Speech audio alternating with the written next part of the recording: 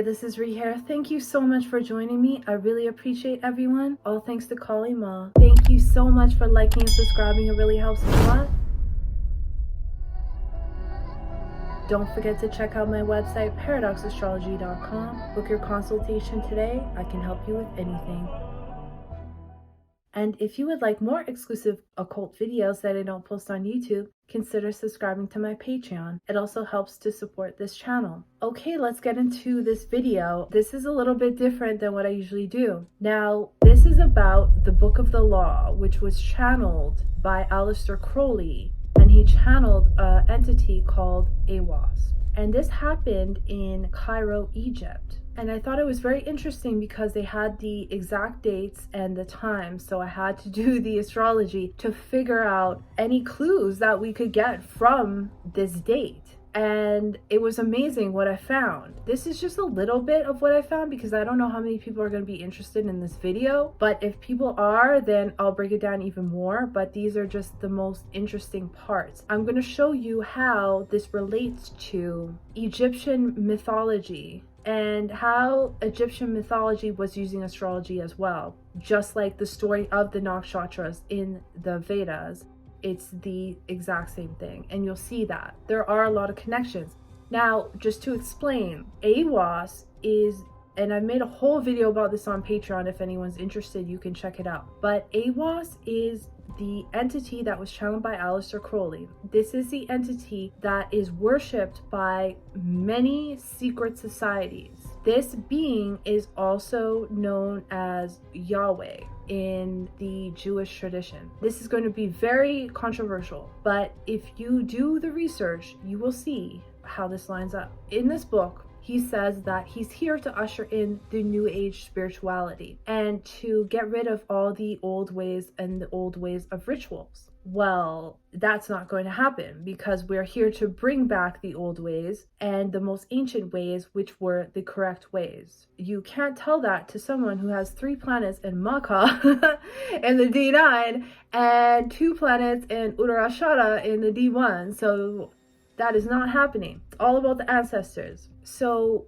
this is the reasoning why you see so much occult symbolism in the entertainment industry, because Aleister Crowley and his teachings were the influence on the modern day. This is why you see the eye, the third eye. This is why you see the pyramids. This is why you see all the Egyptian symbolism, because AWAS is actually known as Horus. This is a deity that was channeled in order to usher in the new age of Aquarius and to get rid of the old slain god known as Christ, but also known as many different other names throughout history. Now, we don't know if Christ was a real being. A lot of people in the Vedic tradition don't believe that he did exist. Some people say he did. That is not what I'm here to debate. But you can see why there's so much symbolism in the entertainment industry against the Christ-like figure, because this is the new God. This is the God that is worshipped.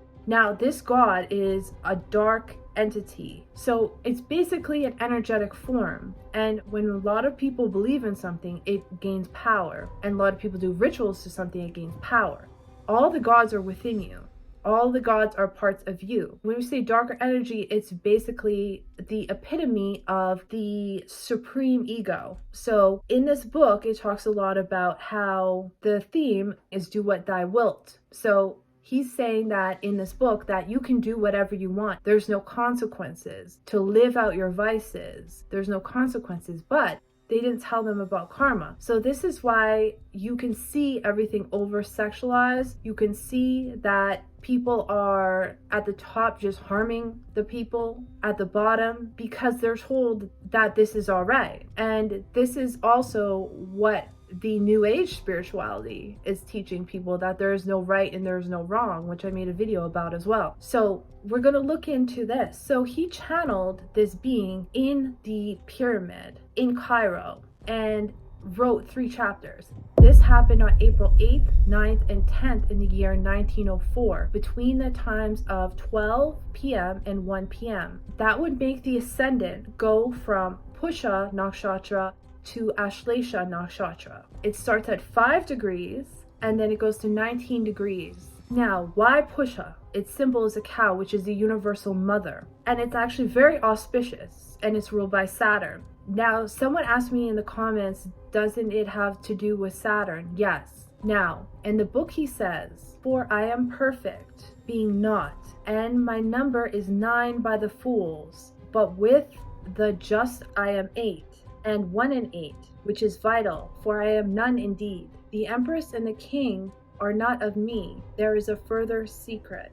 The number 1 is Sun. Horus is a sun god, and the number 8 is Saturn. Pusha Nakshatra is ruled by Saturn. Then if we look into the 7th house, Saturn is located in the 7th house with the moon. So the Lord of Pusha, which is Saturn, and the moon, which is the Lord of Cancer, both located in the 7th house together. Why is that important? There's so much symbolism within this with Saturn and the sun, and you'll see that here.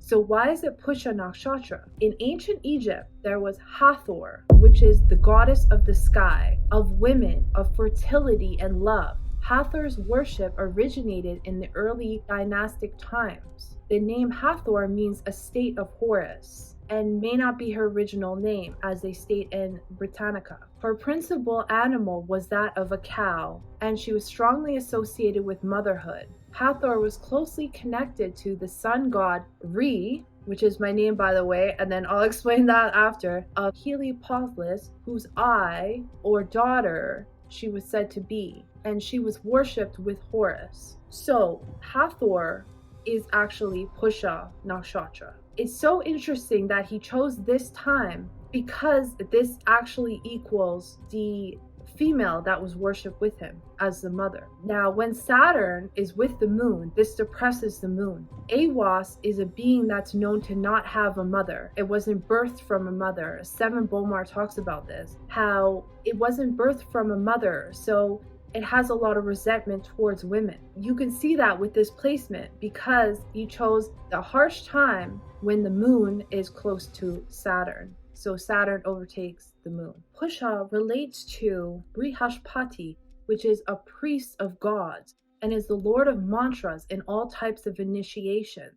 He relates to the waters of the inner life to nourish the soul. But Pusha's spirituality has a high level of emotional maturity, and it finds its strength with manifestation through powerful speech. And remember, this book was written with powerful speech, and it tends to affect others on a deep level. Now, this book is still alive today and has changed so many things in our society. So this is why this was chosen as well. This was opposing the moon in Uttarashada and Saturn in Dhanishta. Uttarashada has to do with a later victory. So the government always uses this nakshatra when it wants to create something. This is why Super Bowl is happening while Mars is in Uttarashada. It at its most powerful point because in a D9 it will be in the same nakshatra. Now, Saturn in Dhanishta makes something world famous, and this definitely is world famous as a book.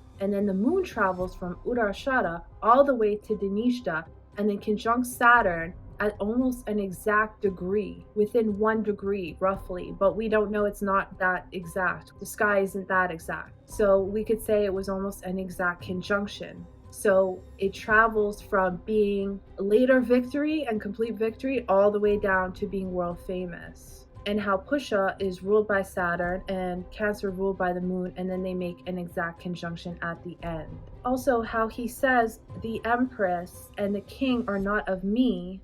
There is a further secret. The Empress and the King would be the Sun, and the further secret would be Saturn. Now, how I said he's Horus, Horus was the form of the falcon, whose right eye was the sun, or morning star, representing power and quintessence. So this is why we see the symbolism of the sun, but also the morning star of what they would call Lucifer. The left eye was the moon, or the evening star, they say, representing healing. And so that's where we get the moon symbolism as well. And then that's why this was presented in Cancer. So there we get the sun and the moon and Saturn. Now, the sun is placed in Revati Nakshatra. So the sun and Jupiter are in Revati Nakshatra. Revati Nakshatra is ruled by Pushan, which is a solar deity. So this is where we get the sun, because it's actually very well placed. And Revati is spelled R-E, which is Re. That's my ascendant. My name came to me in my head one day. This was my name when I was rapping as well in the music industry. It just came to me one day, and there's no coincidences why I'm reading this now. That's why it's Revati, because it's like the rays of the sun. In ancient Egypt, Re was the god of the sun and the creator god, just like Pushan. And it was believed to travel across the sky in solar bark and during the night to make its passage another bark into the underworld, where it would be born again for the new day. So just how the sun passes. And he had to vanquish the evil serpent, Apophis. So this is where we get the symbolism of it going from the ascendant of Pusha Nakshatra and ending at Ashlesha. Ashlesha is the snake. Do you see how all this lines up perfectly? The snake in Ashlesha is known as the Kundalini, but it can also be a representation of someone who's very dark and deceptive and a demon. These stories are actually stories of the nakshatras. I don't think a lot of people realize this. Now we also have Ketu, which is conjunct exalted Venus, Uttarabhadrapada, which is ruled by Saturn. So we have another Saturn here, and its alternative symbol is the serpent with 2.5 coils, symbolizing Kundalini as well. Now you have to understand, every being uses Shawtee, which is the Kundalini energy, in order to gain power. This is supreme power. So Shakti is supreme power and Shiva is supreme consciousness. To do anything in this world, we need Shakti energy, and Shakti can be used in any way. This is what Star Wars is about, the Force. May the Force be with you.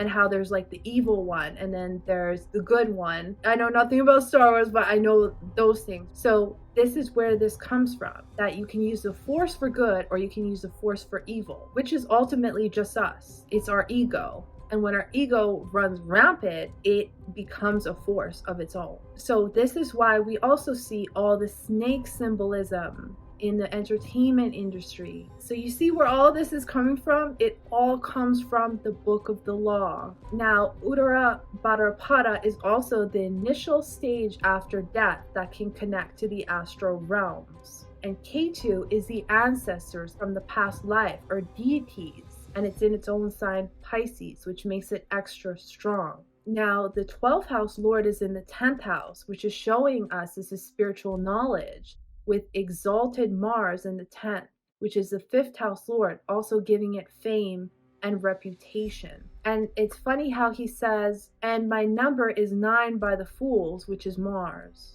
And Mars is exalted here. So those are just a few things that I saw that just completely line up. And when you understand esoteric knowledge, you can decode this very easily. There's probably way more. And if you are interested, then I'll definitely decode more. But I thought that was just very interesting to start. And I thought it was very odd how I'm Revati ascendant. I have Venus in Uttarabhadrapada as well. And I'm Re. And I'm decoding this. It must be from a past life. There must be some kind of past life connection, or I'm meant to bring this out in some type of way. Anyways, I thank you so much for watching. I appreciate all of you, and I'll see you in the next one.